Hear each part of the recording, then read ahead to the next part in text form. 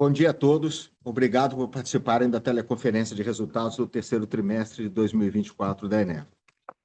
Iniciaremos pelo slide 4, com os principais destaques do período. O terceiro trimestre de 2024 foi marcado por fortes resultados operacionais, financeiros e pelo avanço nas frentes de crescimento da companhia. O EBITDA consolidado totalizou 1 bilhão e 134 milhões de reais, um aumento de 27% na comparação com o terceiro trimestre do ano passado. A alavancagem da companhia reduziu de 4,4 vezes ao final de junho de 24 para 3,5 vezes no encerramento deste trimestre. E devem seguir uma trajetória de redução, dadas as iniciativas que serão concluídas no quarto trimestre deste ano.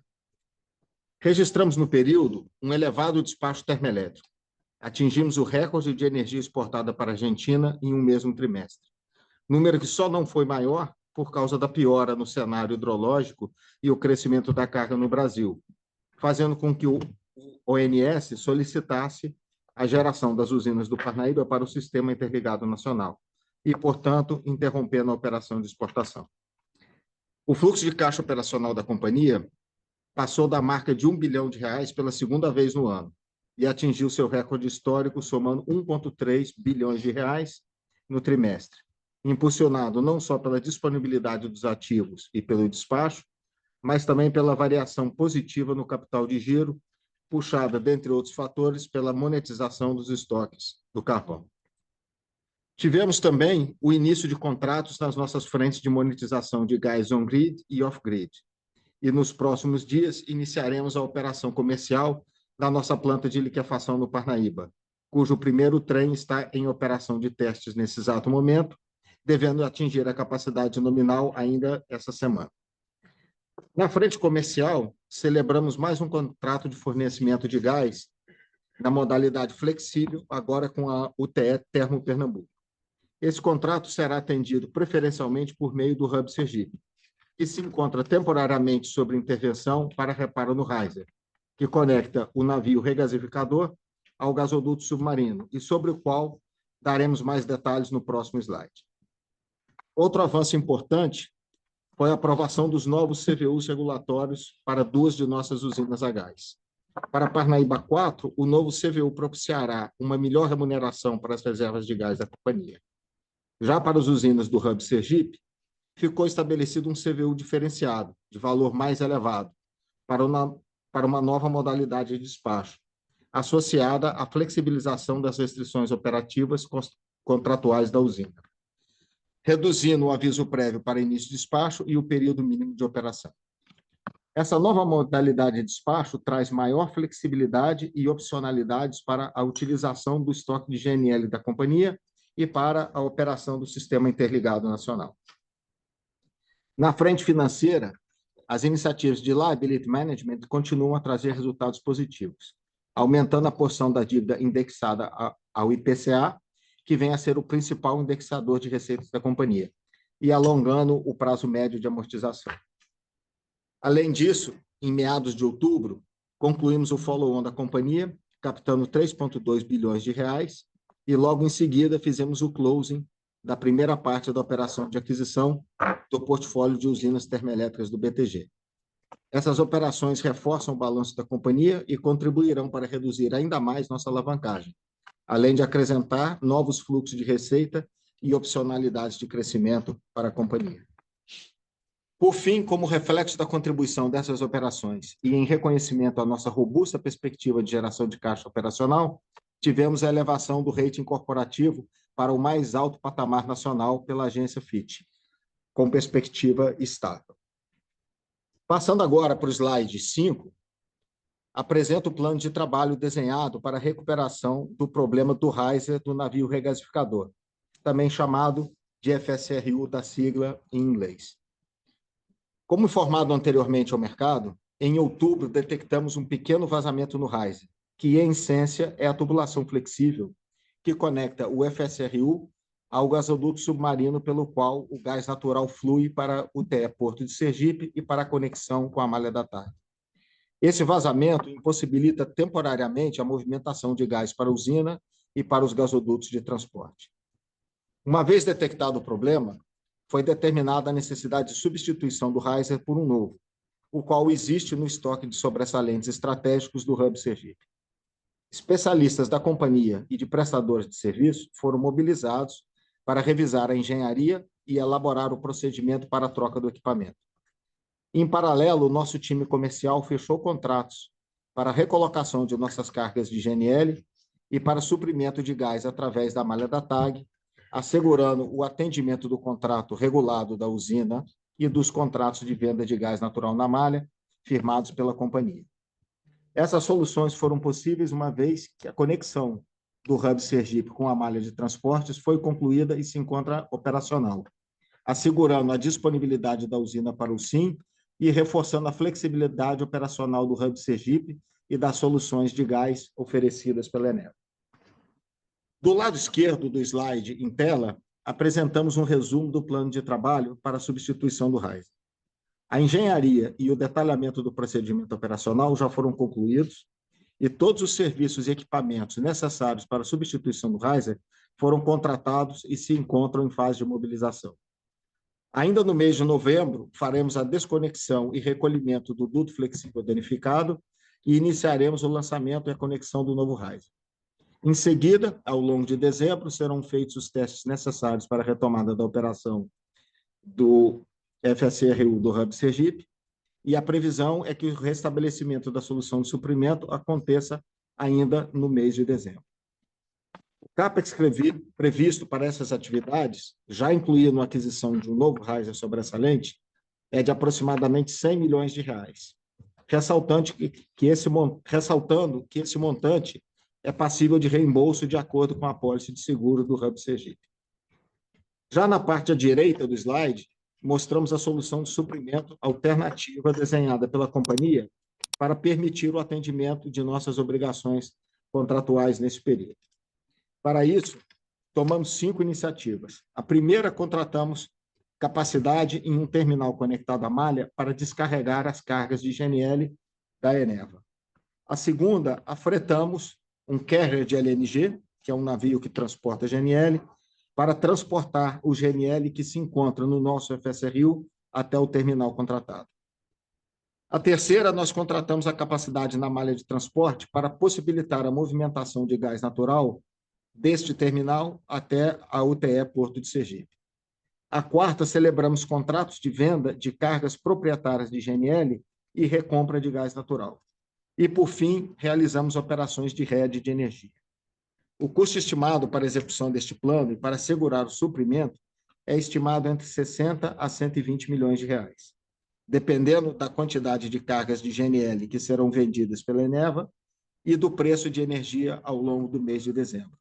Lembrando que a unidade UTE Porto de Sergipe está despachada somente em 3 semanas no mês de dezembro. Passando para o slide 6, gostaria de destacar o início da operação comercial da planta de liquefação de gás em pequena escala do Parnaíba, ou, da sigla em inglês, planta de Small Scale LNG, que está acontecendo nesta semana.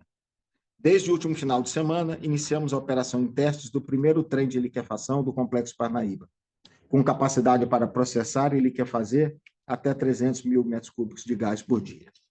Com essa capacidade, já teremos produção suficiente para o cumprimento de 100% dos contratos já iniciados, com a Copergás e a Suzano. O segundo trem, que fechará a capacidade total da planta de 600 mil metros cúbicos por dia, deverá ter o início da operação comercial ao longo do mês corrente, após a conclusão da operação em teste e entrada em regime de operação estabilizada do primeiro trem. O início da produção da planta de Small Scale LNG e da vigência dos primeiros contratos inaugura a operação de um novo modelo de negócio no Parnaíba, viabilizando a monetização do gás natural com volumes firmes e margens atrativas para a Eneva, ao mesmo tempo que propiciam aos nossos clientes custos mais competitivos e redução da emissão de gases de efeito estufa de suas operações. A companhia continua trabalhando para ampliar a carteira de clientes desta nova modalidade de monetização do gás do Parnaíba, seja com clientes industriais ou na substituição do diesel no transporte pesado de longa distância, onde já temos uma parceria estabelecida com a Virtus GNL, supridora do serviço de transporte com caminhões movidos a GNL. Por sua vez, a Virtus GNL já firmou seus primeiros contratos com empresas que escoam a produção do agronegócio brasileiro para o porto de Itaqui, no Maranhão. À medida que esse novo mercado se desenvolva, continuamos avaliando novos investimentos para a expansão da capacidade de liquefação do Complexo do Parnaíba. Movendo agora para o slide 7, compartilho com vocês uma atualização do nosso programa de exploração para os próximos 2 anos.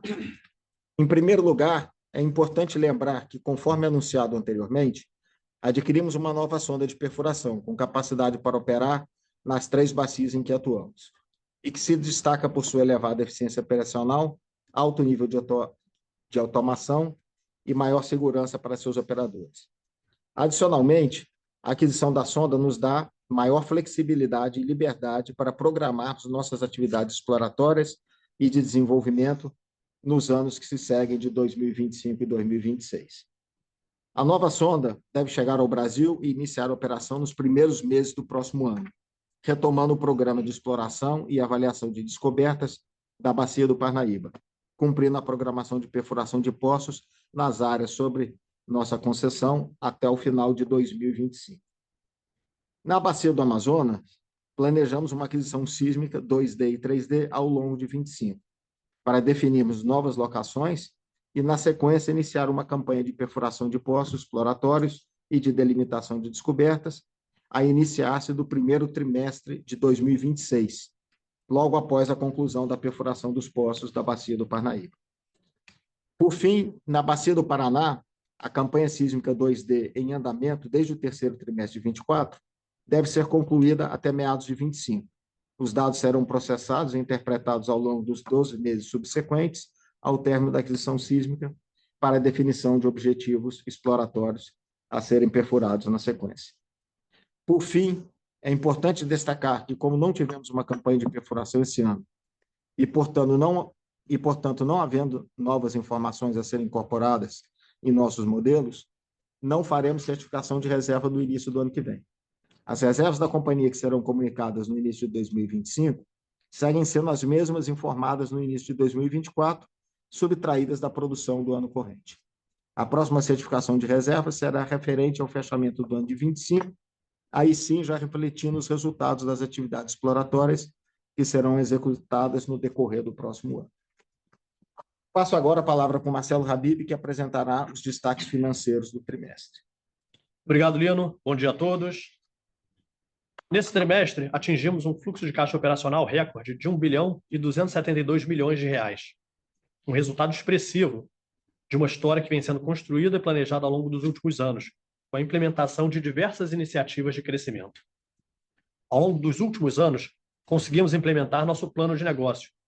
Tivemos a entrada em operação e estabilização dos ativos que se sagraram vencedores dos leilões de 2018 e 2019. Fizemos aquisições de ativos que trouxeram para a companhia um volume relevante de receita fixa e expandiram os nossos modelos de negócio para além do R2W.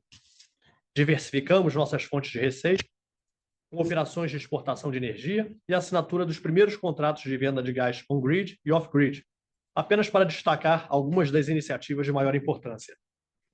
Como resultado, tivemos um aumento contínuo do nosso fluxo operacional de caixa, que dobrou de 2022 para 2023, saltando de 1 bilhão e 510 milhões de reais para 3 bilhões e 104 milhões de reais. Em 2024, atingimos no terceiro trimestre uma geração de caixa operacional recorde de 1 bilhão e 272 milhões de reais. No acumulado do ano, nosso fluxo de caixa operacional atingiu a marca de 3 bilhões e 314 milhões de reais, ficando 200 milhões de reais acima do valor cheio de 2023, e ainda faltando um trimestre para completar o ano. E essa tendência vai continuar nos próximos anos, com o início dos contratos regulados de Parnaíba 6 e do projeto Azulão 950, o início da operação das plantas de liquefação no Parnaíba e as receitas cada vez maiores da monetização da capacidade remanescente da infraestrutura do Hub Sergipe. Vale lembrar ainda que, com a conclusão recente do M&A com o BTG, tema do próximo slide, adicionaremos ainda mais fontes de receitas à companhia, impulsionando também nosso fluxo de caixa operacional. Passando então para o slide 9, vou apresentar a atualização do follow-on e a aquisição do portfólio dos ativos termoelétricos do BTG. No dia 15 de outubro, concluímos a nossa oferta pública primária de ações, com a captação de 3,2 bilhões de reais e a emissão de cerca de 229 milhões de ações, precificadas a R$ 14 por ação. Como veremos no slide seguinte, os recursos contribuíram para otimizar a estrutura de capital da companhia, abrindo espaço no balanço e adicionando recursos para acelerar o nosso plano de negócios. Ainda em outubro, a companhia concluiu a compra de 100% de Tevisa, Povoação e Linhares, 3 dos 4 ativos que estão sendo adquiridos do portfólio de geração termoelétrica do PTG, ficando pendente apenas a aquisição de Gera Maranhão, que ainda está sujeito ao cumprimento de certas condições precedentes. Esses 4 ativos termoelétricos somam 849 megawatts de potência e contabilizaram nos últimos 12 meses 2,2 bilhões de reais de EBITDA e trarão um fluxo de caixa robusto e concentrado até o início de 2026, justamente o período mais intenso de investimentos da companhia. A aquisição traz ainda diversas oportunidades de geração de valor adicional, como a possibilidade de recontratação de parcela dessas UTEs, que estão sendo descontratadas até 2026, assim como o aproveitamento de sinergias operacionais e financeiras com portfólio e balanço da Eneva. Passando agora para o slide 10, eu apresento os efeitos dos movimentos que falamos na alavancagem da companhia, ainda não vistos no resultado do terceiro trimestre. Partindo de uma alavancagem do final do terceiro trimestre de 2024, com a entrada dos recursos do follow-on, diminuímos cerca de 0,7 vezes a nossa alavancagem. Na sequência, com a conclusão parcial do M&A, referente a Linhares, Tevisa e Povoação, considerando aqui uma saída de caixa para aquisição dos ativos, o resultado da sua dívida líquida e o EBITDA dos últimos 12 meses, na data base de junho de 24, a alavancagem da companhia ajustada seria reduzida em mais 0,7 vezes, atingindo, então, 2,1 vezes dívida líquida sobre EBITDA. Por fim, com a conclusão da aquisição de Gera Maranhão, considerando as condições de preço divulgadas e o resultado dos 12 meses do ativo, a alavancagem pro forma, pós-closing, permaneceria em cerca de 2,1 vezes, melhora substancial em relação à alavancagem de 4,4 vezes registrada no final do segundo trimestre desse ano. A redução da alavancagem da companhia abre espaço em balanço para podermos fazer novas alocações de capital e seguirmos com a nossa trajetória de crescimento, aproveitando as oportunidades de curto prazo que surgirão, como novos leilões de capacidade, a tomada de decisão de investimentos em novas plantas de liquefação e a aceleração do nosso plano de exploração. Passando agora para o slide 12, apresento os principais impactos do EBITDA na comparação entre os trimestres. O EBITDA consolidado da Eneva cresceu 27%, ou 242 milhões de reais na comparação entre os períodos, atingindo 1 bilhão e 134 milhões de reais no terceiro trimestre de 2024. Esse resultado é fruto principalmente do desempenho operacional do Complexo Parnaíba e do Upstream, que juntos registraram um crescimento de 457 milhões de reais, refletindo o despacho médio de 80% no período para atender a demanda recorde de exportação para a Argentina e os despachos regulatórios para o SIM. A UTE Jaguatirica e o Hub Sergipe ficaram muito em linha com o EBITDA do mesmo período do ano passado. E nos segmentos que apresentaram redução de EBITDA, vale destacar, primeiro, a redução de 17 milhões de reais no segmento solar, impactado por maiores custos com compra de energia e ressarcimento no período, devido aos maiores curtailments e o aumento do preço de energia com a piora do cenário hidrológico. A redução de 32 milhões de reais no EBITDA do carvão, devido ao descasamento entre o preço médio do estoque adquirido com preços mais elevados em 2021 e o CVU médio realizado no período. E, por fim, tivemos o efeito do fim da contribuição do EBITDA da UTE Fortaleza, que se encontra hibernada no momento. Passando agora para o slide 13, apresento os principais impactos no resultado financeiro entre os trimestres. O resultado financeiro líquido foi negativo em 478 milhões de reais no terceiro trimestre, comparado a um resultado negativo de 636 milhões de reais no mesmo período de 2023. Essa melhoria foi basicamente explicada pelo impacto não caixa da variação cambial sobre o arrendamento do FSRU do Hub Sergipe, um efeito positivo total de 203 milhões de reais na variação entre os trimestres. Essa melhoria foi mitigada pelas despesas de juros sobre antecipação de recebíveis, que aumentou com os pré-pagamentos das debêntures realizadas desde o quarto trimestre de 2023 e as operações fechadas no âmbito da gestão de passivos desde então. Passando então para o slide 14, vamos ver as principais variações no fluxo de caixa do terceiro trimestre que contribuíram para a geração do período. Como destaquei, o fluxo de caixa operacional atingiu a marca de 1,3 bilhão de reais no período, impulsionado pelo forte desempenho operacional e pela variação positiva do capital de giro. No fluxo de caixa de investimento, tivemos um desembolso de 612 milhões de reais, destinados principalmente para os nossos projetos em construção, o Azulão 950, as unidades de liquefação no Parnaíba e a UTE Parnaíba 6, assim como as atividades também de CAPEX, de sustaining das nossas operações.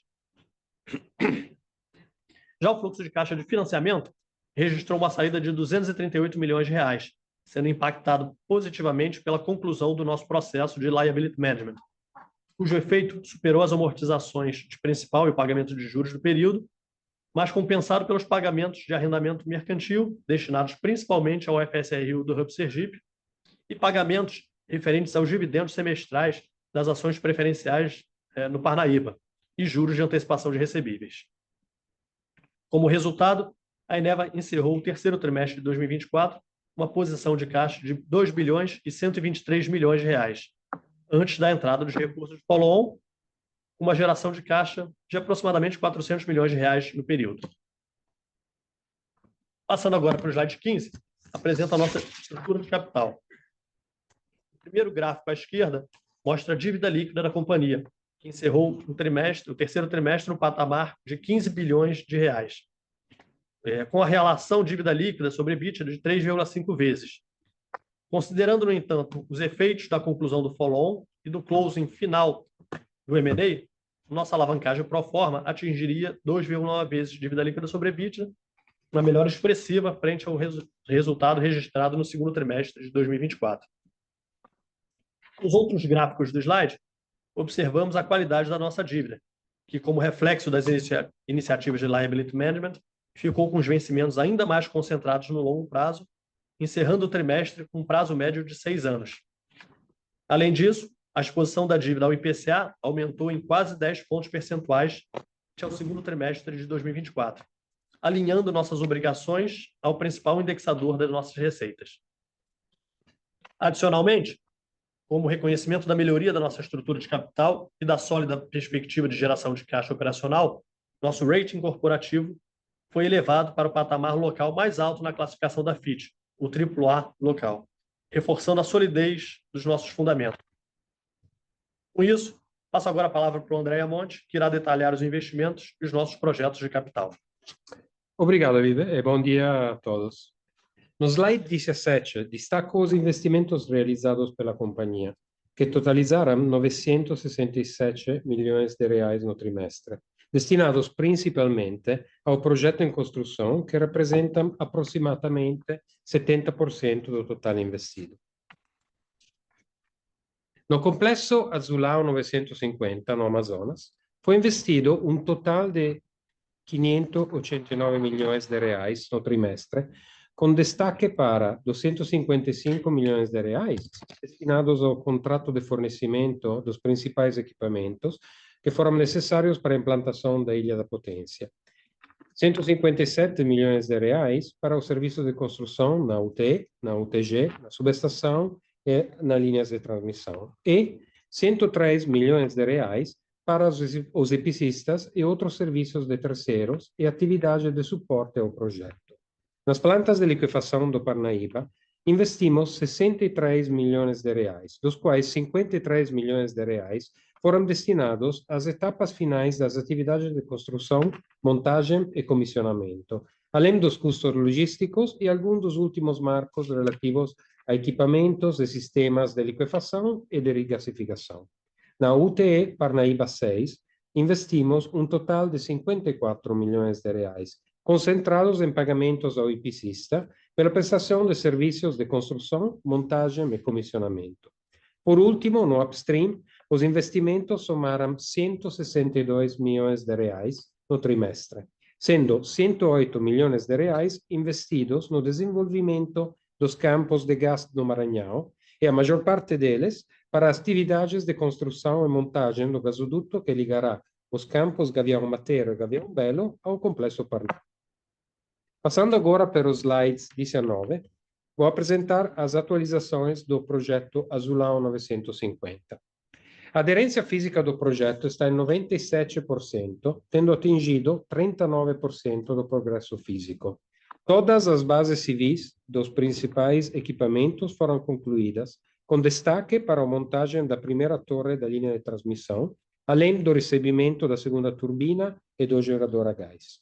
Começamos as operações de terraplanagem ao lado da subestação para a conexão da linha de alta tensão que vai da usina à rede elétrica do Sistema Interligado Nacional. Montamos também a estrutura metálica da caldeira e concluímos a concretagem da base da turbina a vapor e o assentamento da tubulação dos gasodutos que conectam os vários clusters à usina.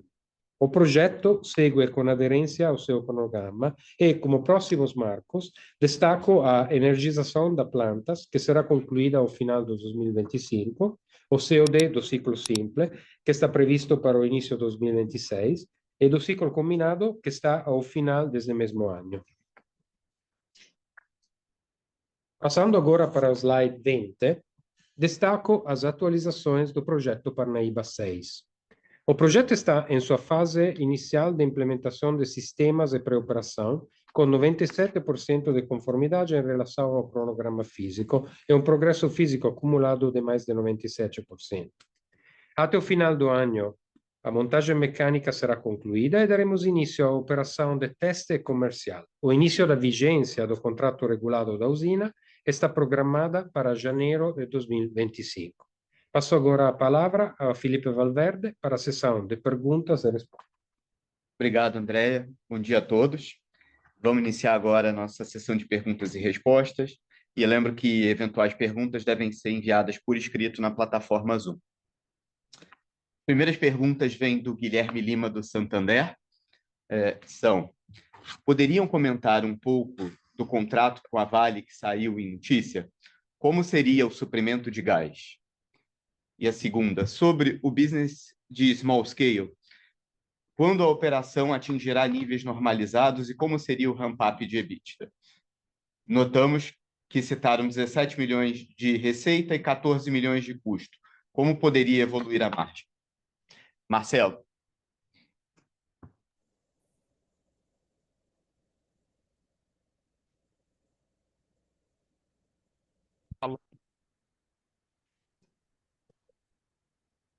Dia.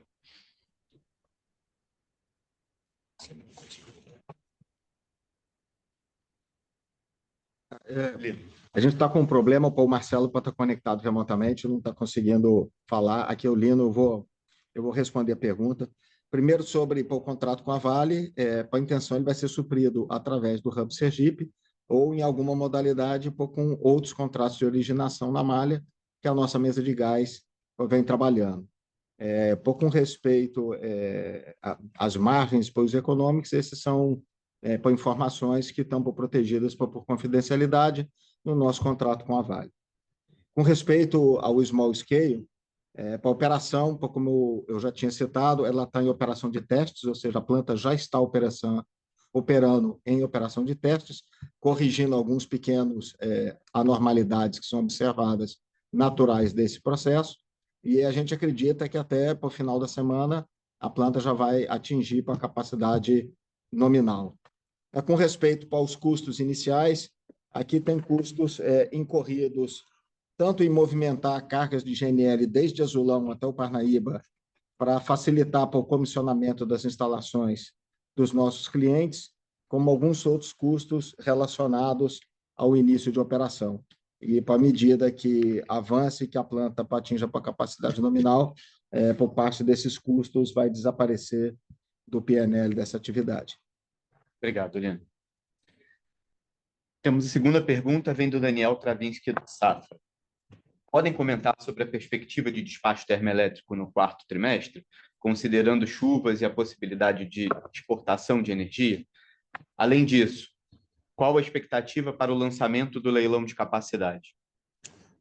Bom, assim, com respeito com a chuva, tinha já esperado uma chuva para o mês de novembro e ela está se iniciando, ainda precisamos ver se vai confirmar nos volumes que foram esperados.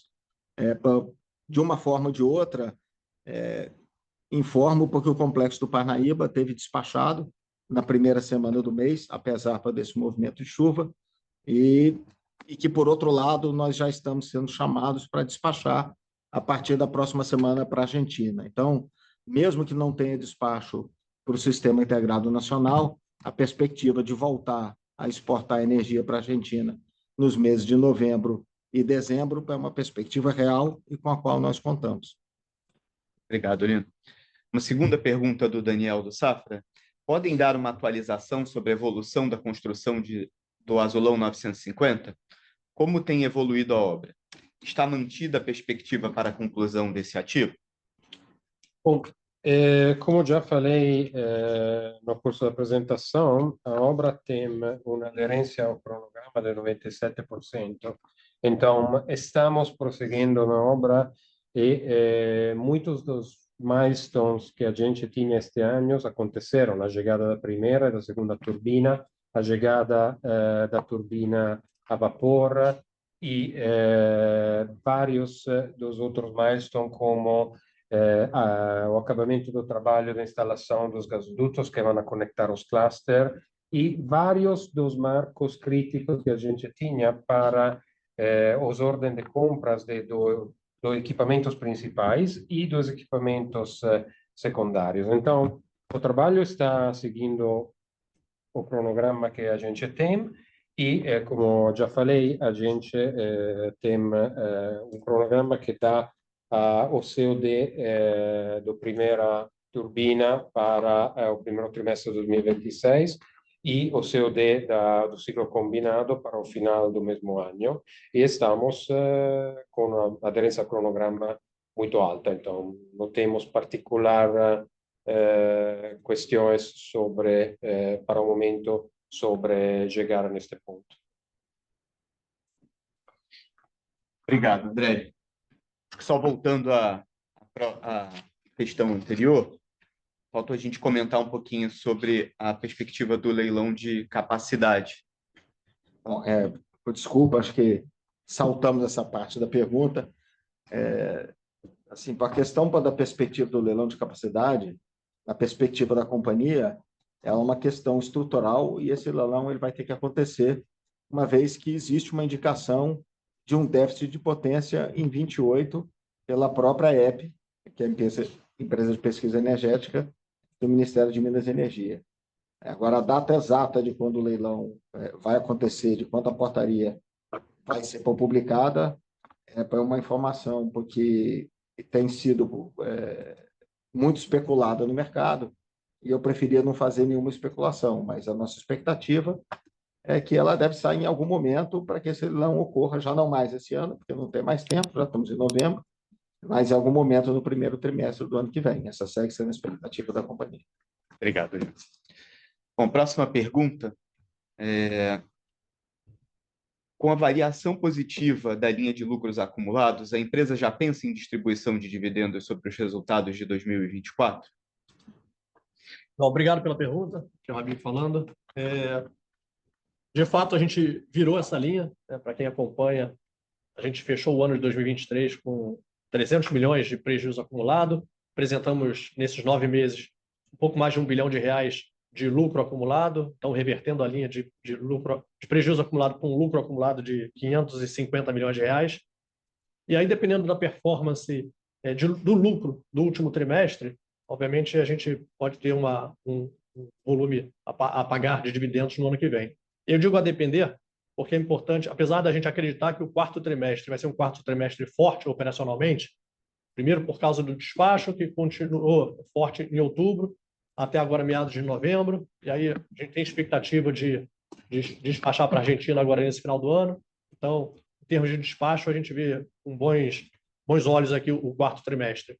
A entrada de operação aqui, de novas receitas, por exemplo, da capacidade do FSRU em Termopernambuco, contratos de gás, o small scale, como o André comentou, está em fase final de comissionamento. Então, tudo leva a crer a um quarto trimestre de operação forte, o que levaria, de fato, a mais lucro no período e, consequentemente, pagamento de dividendos no ano que vem. Porém, é importante ressaltar que hoje a gente tem mais ou menos 3,6 bilhões de reais registrados no nosso passivo de arrendamento do FSRU. Esse arrendamento ele é em dólar. Então, toda variação cambial, seja positiva ou negativa, ela vai a resultado. Então, a depender de como o câmbio feche no final desse ano, a gente pode ter um impacto, novamente, positivo ou negativo nessa rubrica, que vai afetar diretamente o nosso lucro líquido e, consequentemente, pagamento de dividendos. Dito isso, para o ano que vem, a companhia ainda tem um plano de investimento forte, então, a depender do lucro líquido, que a gente vai ter um obrigatório, que são os 25%.